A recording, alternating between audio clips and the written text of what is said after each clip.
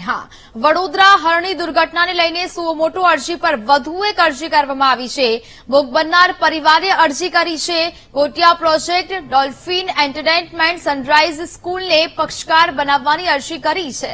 Boat દુર્ઘટનામાં Kotiya project દ્વારા એડમિનિસ્ટ્રેશનની જવાબદારી હતી। ડોલ્ફિન પ્રોજેક્ટ્સે મનોરંજન સ્થળે બેદરકારી કર્યાનો પણ અરજીમાં ઉલ્લેખ કરવામાં આવ્યો છે।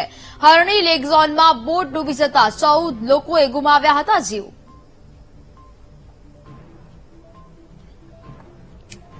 સંવાદદાતા પાર્થ ફોનલાઈન પર જોડાયા છે। પાર્થ, વડોદરા હરણી દુર્ઘટનાને લઈને હવે સુઓ મોટો અરજી પર વધુ એક અરજી કરવામાં આવી છે, શું મામલો?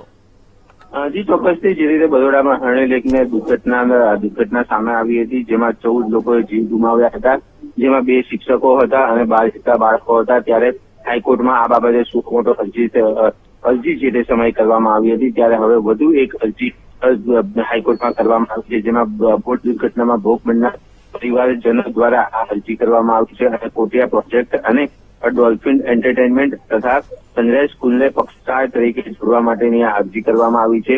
બોટ દુર્ઘટનામાં કોટિયા પ્રોજેક્ટ દ્વારા જે એડમિનિસ્ટ્રેશનની જે જવાબદારી હતી, ત્યારે ડોલ્ફિન પ્રોજેક્ટ દ્વારા મનોરંજન સ્થળે બેદરકારીપૂર્વક કામ કર્યા હોવાનો પણ અરજીમાં ઉલ્લેખ કરવામાં આવ્યો છે, જેથી કોટિયા પ્રોજેક્ટ અને ડોલ્ફિન એન્ટરટેનમેન્ટ અને સનરાઇઝ સ્કૂલને પણ પક્ષકાર તરીકે જોડવા માટેની વધુ એક અરજી હાઈકોર્ટમાં દાખલ કરવામાં આવી છે। જી બિલકુલ પાર્થ, જાણકારી બદલ આભાર।